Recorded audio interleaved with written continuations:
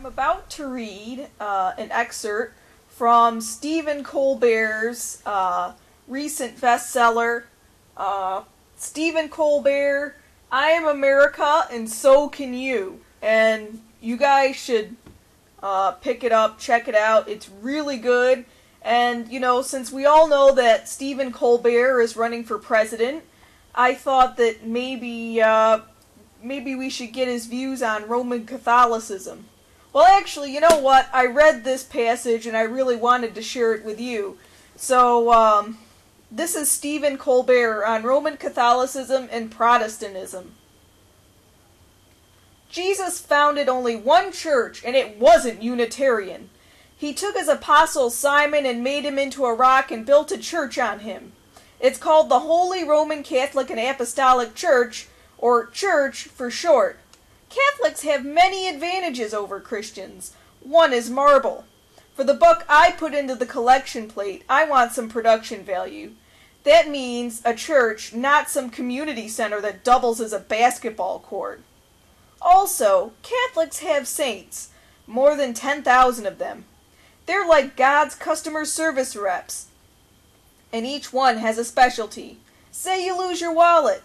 You could bother the Creator to help you find it, but if you're a Catholic, you don't have to. Just pray to St. Anthony.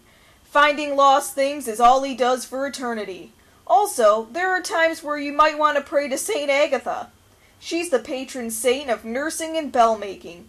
If you're both a nurse and a bell-maker, that's one-stop shopping.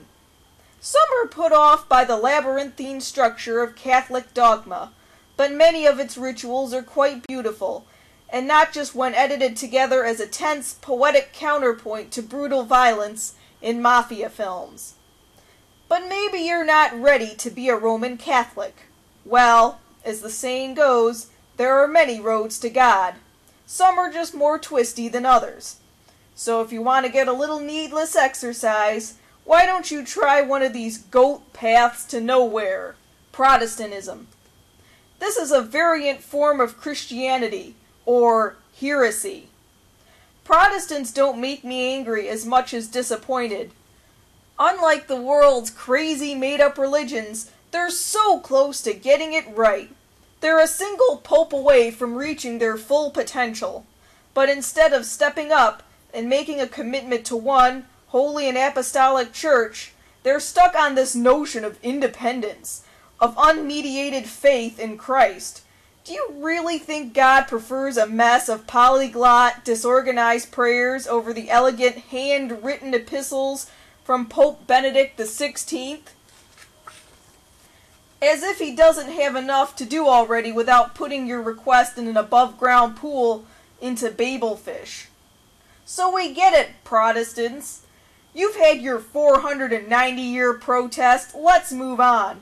Martin Luther was probably right to translate the Bible into German, and I'll grant that he may have had legitimate beef about selling indulgences. But let's stop living in the past.